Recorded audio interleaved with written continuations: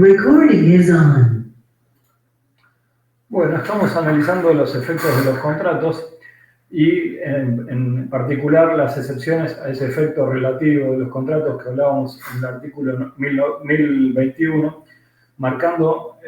a quienes excepcionalmente se le van a extender los efectos del contrato sin haber sido parte en el mismo.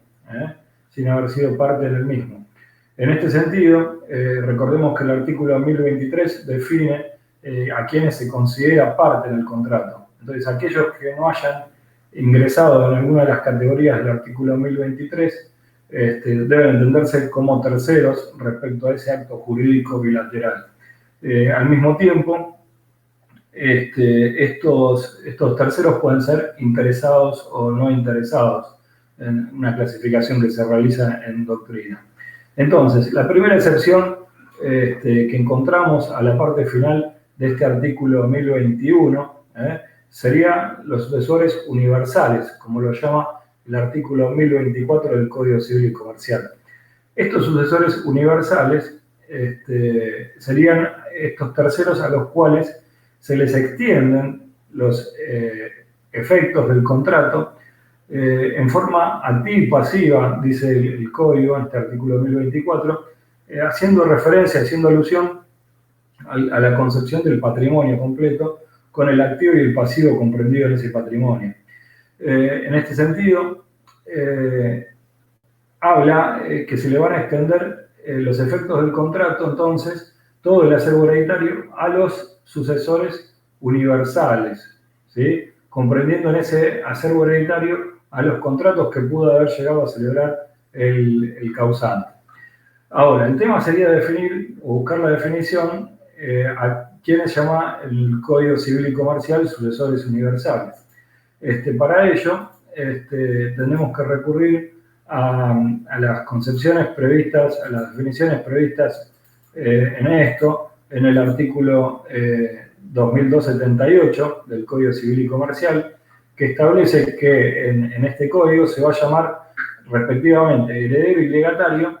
aquel que, el heredero por su parte, aquel al que se le han transmitido mortis causa, transmisión mortis causa, de la totalidad de una herencia, de un acervo hereditario. En cambio, va a llamar legatario aquel que también, mortis causa, se le va a transmitir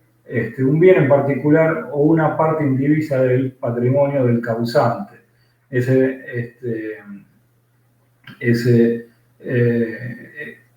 Sería un legatario de parte alícuota, como la llamaba Vélez en el Código Civil. Entonces, el heredero va a ser quien viene a ocupar la posición jurídica del causante, en relación a todo el patrimonio, asumiendo su misma posición jurídica y con ello asumiendo sus deudas y la titularidad de sus activos.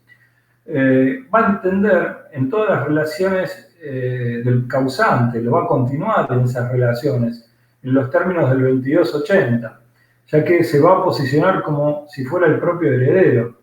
como si fuera el propio causante que está heredando.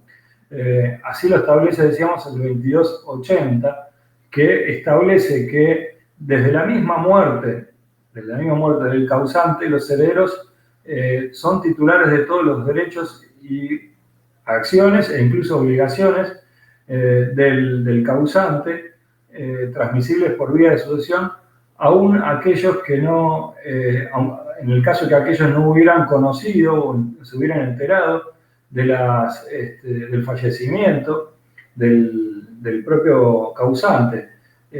Una suerte de ficción, dado que en nuestro sistema jurídico no entendemos que no hay posibilidad de que los bienes no tengan titulares de dominio, no tengan propietarios. En este sentido entendemos que era un poco más clara la concepción o la descripción, la clasificación que hacía el Código Civil de Vélez, en el sentido que ese artículo 1024 del Código Civil y Comercial tenía un paralelo, un antecedente directo, que era el 1195, que establecía que los efectos de los contratos también se iban a extender activa y pasivamente, comprendiendo así todo el patrimonio, a los herederos y sucesores universales. Es decir, Vélez diferenciaba en el punto el concepto de heredero y sucesor universal, definiendo en el Código Civil de Vélez como heredero aquel quien tenía vocación hereditaria, es decir, aquel que estaba llamado legalmente, mortis causa también, a recibir la sucesión. Y también se producía en su favor la transmisión de todo el derecho al activo y los pasivos que componían el acervo hereditario del causante. Acá hacemos referencia al artículo 3279 del Código Civil de Vélez. Y por su parte, también se definía como sucesor, pero no ya en relación a una cuestión mortis causa, sino a cualquier otro tipo de transmisión de derechos en general, como sucesores aquellos a los cuales se les transmitían los derechos de otras personas, ya sea por la ley o por cualquier otro instrumento de voluntad de los individuos. Sucedían a otra persona en la titularidad, en la relación con esos derechos o acciones, pero no mortis causa, ¿sí? Y a la vez, esto era el artículo 3262, y a la vez el artículo 3263 subdividía en el Código Civil las subcategorías de sucesor universal y sucesor singular, siendo que sucesor universal era llamado aquel que se le transmitía todo un patrimonio o parte alícuota de él, mientras que si sucesor singular era el que se le transmitía directamente un objeto en particular que salía del patrimonio del transmitente. Entonces, en ese sentido, diferenciábamos el concepto ya de heredero de sucesor, porque heredero estaba relacionado con cuestiones mortis causa, y en cambio sucesores era relacionado con transmisiones de derechos en general. Y por su parte, el sucesor universal era a quien se le transmitía todo un patrimonio, y un sucesor singular aquel que se le transmitía un solo objeto. En este sentido, metodológicamente quizás entendemos un poco más fácil, más sencilla o más completa la clasificación que hacía Vélez en el punto. Entonces acá tenemos que tener presente el antecedente del 1195 respecto del artículo 1024 del Código Civil y Comercial. Bien, entonces, en definitiva establecemos que a los primeros que se le van a extender los efectos del contrato van a ser a los llamados sucesores universales, en el artículo 1024, salvo que se trate de obligaciones inherentes a la persona, la propia naturaleza de la obligación, o que esa transmisión mortis causa haya sido prevista por las partes por vía de autonomía de la voluntad en el contrato y expresamente se haya establecido que no se va a producir esa transmisión mortis causa. Entonces analicemos los supuestos. El primer supuesto de estas excepciones posibles, previstas en el 1024, es si se trata de derechos y obligaciones inherentes a la persona. Es decir, obviamente, si la obligación contraída por el causante era inherente a las específicas cualidades y particulares cualidades del causante, a los herederos no se les va a poder reclamar el cumplimiento de esa obligación personalísima, esa obligación intuitu personal. Al mismo tiempo, el segundo supuesto establece que la naturaleza misma del contrato puede establecer que no se extiendan los efectos derivados del contrato por la naturaleza del negocio jurídico. Citamos como ejemplo el contrato de locación de obra en el artículo 1260 al respecto. El tercer supuesto sería cuando la transmisión de cuando estamos hablando de la transmisión de los derechos y obligaciones derivados de un contrato, en las cuales ya sea la propia ley o una disposición legal estableciera esa prohibición de extender los efectos a un tercero mortis causa. Por ejemplo, el derecho de preferencia en el contrato de compraventa es uno de los supuestos previstos positivamente en una norma en el artículo 1165 del Código Civil y Comercial, donde se establece que no se van a extender a los herederos del causante ese derecho de preferencia del contrato de compraventa. Y por último, el último supuesto que mencionamos se basa en el supuesto que las partes, por vía de autonomía de la voluntad, hayan incorporado una cláusula en forma expresa en el contrato, previendo el fallecimiento de alguna de las partes y expresamente hayan prohibido la extensión de los efectos del contrato a los herederos de una de las partes fallecidas. O una variante que podría ser que limiten la incorporación de los herederos al negocio jurídico, sujeto a la aceptación de la contraparte. El espíritu de esto es que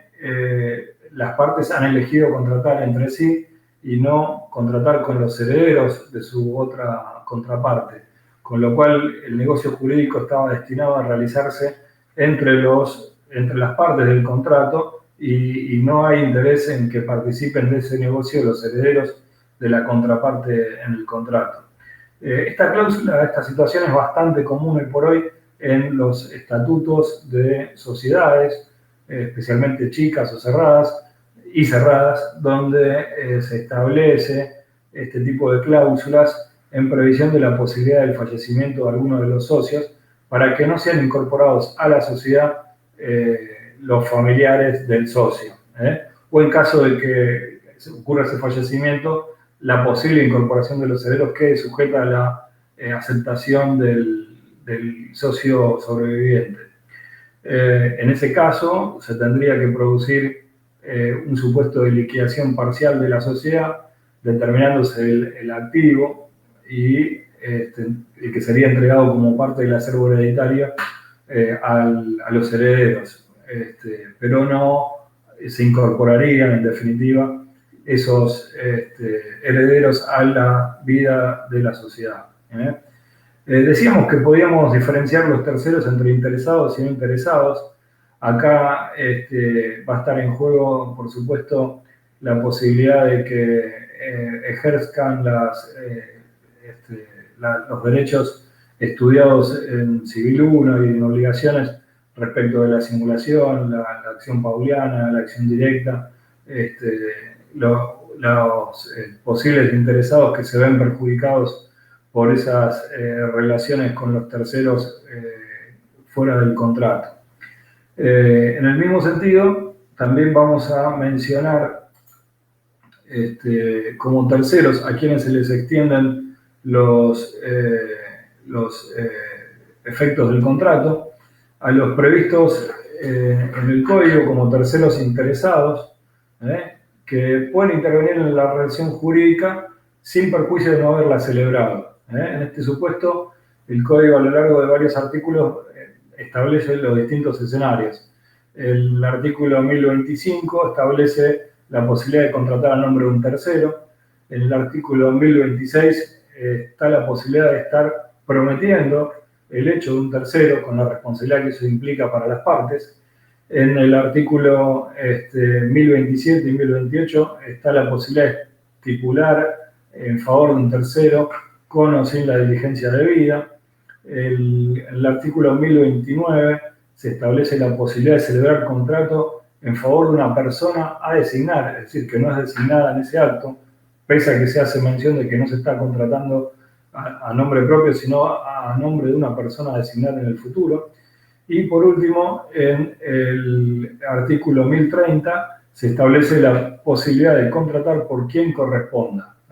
Son supuestos que en la vida de los negocios diariamente se estaban dando y son reconocidos y integrados en normas positivas en el Código Civil y Comercial en estos artículos que estábamos mencionando. Por último, desde la especial perspectiva de la cátedra del doctor Gersi, ahora bajo Secretaría Académica, vamos a establecer también la posibilidad de que los efectos del contrato de consumo se le extiendan a aquellos sujetos que no han celebrado ese contrato de consumo y sin perjuicio de ellos se vean afectados por ese contrato de consumo. En el punto, especificando en materia de contratación de consumo, recordemos que el artículo primero de la ley 24.240 establece el concepto de consumidor, nuestro derecho del consumo, y el artículo 2 establece la definición de proveedor de servicios y productos de consumo masivo, teniendo entonces que las partes en el contrato de consumo van a ser el consumidor y el proveedor. Por lo tanto, estamos hablando de que ni el consumidor del artículo primero, ni el proveedor, que el consumidor del artículo primero y el proveedor del artículo segundo son las partes de nuestro contrato de consumo. Y entonces extendemos los efectos de ese contrato de consumo a terceros que no han sido parte en la celebración original. No son ni el propio consumidor ni el proveedor del producto o servicio de consumo masivo. En el punto, marcamos la incorporación en el año 2008 del el tercero expuesto o tercero no contratante, o en los términos del derecho anglosajón, el bystander, incorporado a la ley 24240, decíamos en el año 2008, por la ley 26.361, que lo incorpora en la parte final del artículo primero, diciendo que los efectos del contrato de consumo se le van y la regulación del derecho del consumo y los principios del derecho del consumo van a ser aplicables también a aquella persona que, sin haber sido parte del contrato de consumo, se vea afectada por ese contrato de consumo. Por lo tanto, este tercero expuesto o tercero no contratante, o incluso llamado bystander en el derecho comparado, se lo va a tener por la misma calidad que el propio consumidor y va a poder alegar los mismos principios y beneficios que podía alegar el consumidor en este sentido. Lo que nos abre una ventana muy importante para reclamar por vía del derecho del consumidor a terceros que no han celebrado ese contrato de consumo. Hay que tenerlo muy presente esta categoría, que recientemente también ha sido ampliado el concepto de consumidor hacia la definición técnica del consumidor hiper afectado, a través de material que le estamos subiendo también como bibliografía. El consumidor hipervulnerable, llamado así en la reciente legislación del 2020. Por su parte, también vamos a extender la responsabilidad derivada del contrato de consumo, ya sea en favor del consumidor o en favor del bystander o tercero expuesto, tercero no contratante, que veíamos recién, a todos los integrantes de la cadena de comercialización de ese producto o servicio de consumo masivo. Nos referimos a la cadena de comercialización enunciada prevista en el artículo 40 de la Ley de Defensa del Consumidor, por la cual se menciona la responsabilidad solidaria en los términos del artículo 13 de la Ley de Defensa del Consumidor respecto de todos los que han intervenido en la cadena de comercialización atrás del proveedor directo, que ha sido quien fue parte del contrato de consumo en virtud del artículo 2 de la Ley de Defensa del Consumidor. Ahí se menciona entonces en esa cadena de comercialización del artículo 40 aquel que es distribuidor, que es importador, que es representante e incluso el propio fabricante del producto o servicio de consumo que estemos hablando. Y esa responsabilidad solidaria que se extiende en este caso a estos terceros, que resultan ser toda la cadena de comercialización, la responsabilidad va a ser eminentemente solidaria en los términos del artículo 13 de la Ley de Defensa del Consumidor. Entonces también toda esta cadena de comercialización funciona como terceros que no han sido parte en el contrato de consumo inicialmente. No lo han celebrado y sin perjuicio de eso también le extendemos los efectos del contrato a dichos terceros que no son parte del contrato de consumo. Bien.